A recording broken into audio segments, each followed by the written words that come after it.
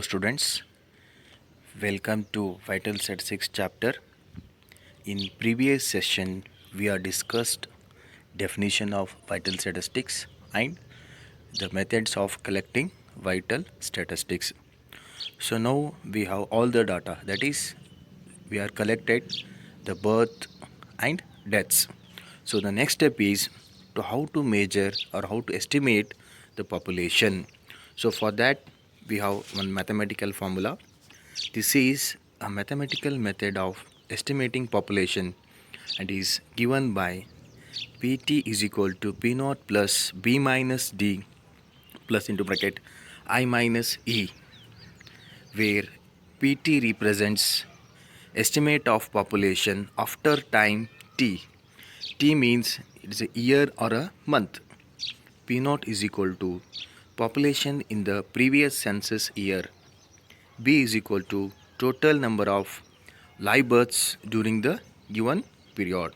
So live births in the sense, in the calculation of measurement of population, we are going to consider only live births. D, total number of deaths during the given period. I is equal to total number of immigrants.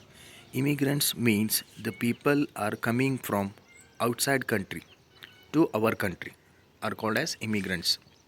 E is equal to total number of immigrants. So immigrants means the people are going foreign countries. They are called as immigrants. Now we know the how to measure the population or how to estimate the population. Next we'll see how to calculate the population. For that we have first example. Example 1. Given the following data, estimate the population of a town at the end of 2013. Population at the end of 2012 is equal to 4 lakh. Number of births in 2013 60,000. Number of deaths in 2013 is equal to 10,000. Number of immigrants in 2013 is equal to 20,000. Number of immigrants in 2013 is equal to 4,000. So in statistics, before going to solve the example, first you analyze the example. So what is given and what you have to find out. So first write the given things. Solution given P naught. P naught means in the previous census year. P naught is equal to 4 lakh. Total number of births B is equal to 60,000 and total number of deaths D is equal to 10,000 and immigrants I is equal to 20,000. Immigrants E is equal to 4,000. So in this example we have to find the population of 2013. So as we know the formula of measurement of population, that is Pt is equal to P naught plus B minus D plus I minus E. So now you substitute the values. P naught is 4 lakh plus births 60,000 minus deaths 10,000 plus immigrants 20,000 minus immigrants 4,000. So after solving this, 4 lakh as it is plus 60 minus 10,000 is 50,000 and 20,000 minus 4,000 is 16,000. So add all these three values, you can get, so population of 2013 is equal to 4,66,000. Now what is the population at the end of 2013? At the end of 2013 the population is 4,66,000. How much it was in 2012? By the end of 2012 it was 4 lakh. Now how much growth has happened? 66,000 growth has happened. So we'll take one more example on this. Example 2. Population of a locality at the end of 2011 was 10,05,000. There were 13,030 births and 10,000 deaths in 2012. The number of immigrants and emigrants were 65,000 and 20,000 respectively. Estimate the population at the end of 2012. So as you know, first you write the given things. In this example, P naught. P naught means previous census year is 10,05,000 and total number of births is B is equal to 13,030. Deaths D is equal to 10,000. Immigrants I is equal to 65,000. And immigrants E is 20,000. So in this question we have to find the population of 2012. So as you know, the formula of measurement of population is Pt is equal to P naught plus B minus D plus I minus E. So now you substitute the values. P naught is 10,05,000 plus births 13,030, deaths 10,000, immigrants 65,000 and immigrants 20,000. So now you solve this.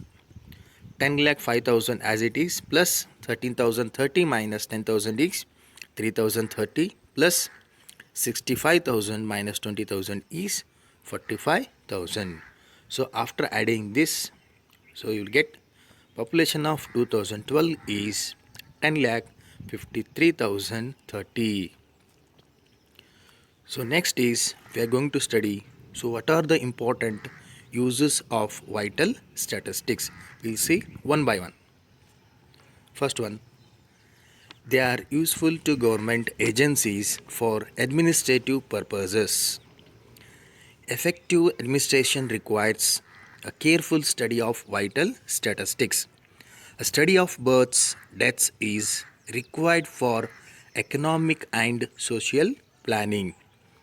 Rate of growth of population, estimate of future population, etc. are of concern to planners. Take next use. They are very much useful in medical research. See why the majority of deaths are happening, whether it is because of accident or disease.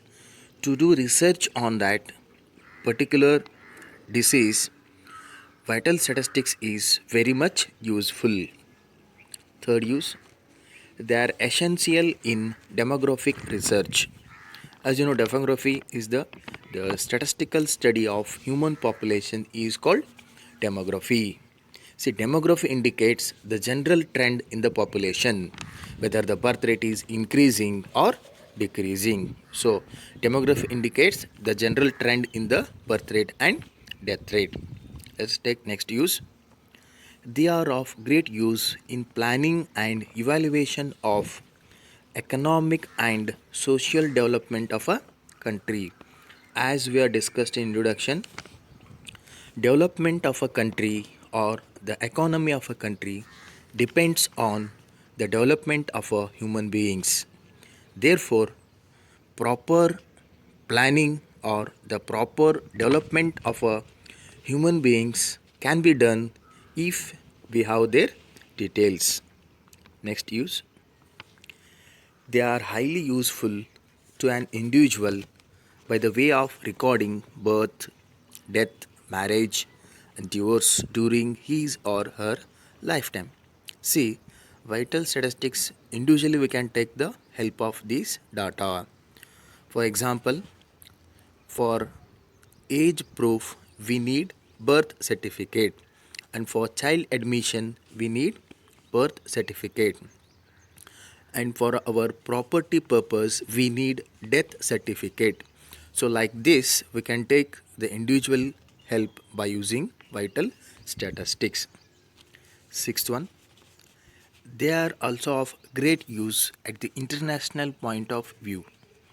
International point of view in the sense we can compare the population of our country to another country. Also we can compare the economy of our country to another country. Seventh one, they are of great use to government to assess the impact of family welfare programs in the country. See, government is conducting various family welfare programs. Whether these family welfare programs is successful or failure, what is the status of that, you can come to know by using this vital statistics. The next one, they are used in actuarial science. So actuarial science is a branch of statistics. It is in the field of insurance. See, the entire actuarial calculations for the life insurance agencies are based on life tables, death rates, sickness rates, and accident rates. So these are the important uses of vital statistics. See, uses of vital statistics are very important. Students, this can be asked for 1 marks or 2 marks. So next we'll discuss some important terms. The first one is fertility. Fertility refers to the births occurring to women of childbearing age. See, childbearing age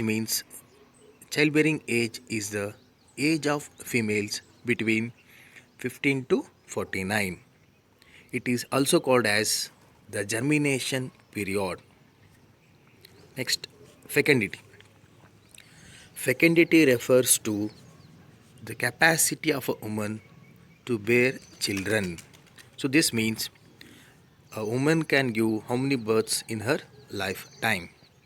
See students, fertility and fecundity are very important concepts. This can be asked for 1 marks.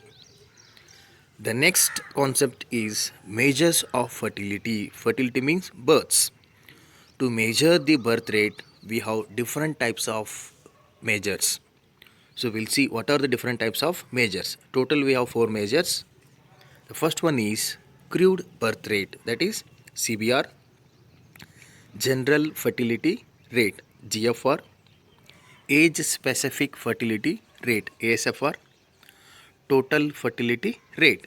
So these are the important fertility measures we are going to discuss. Thank you.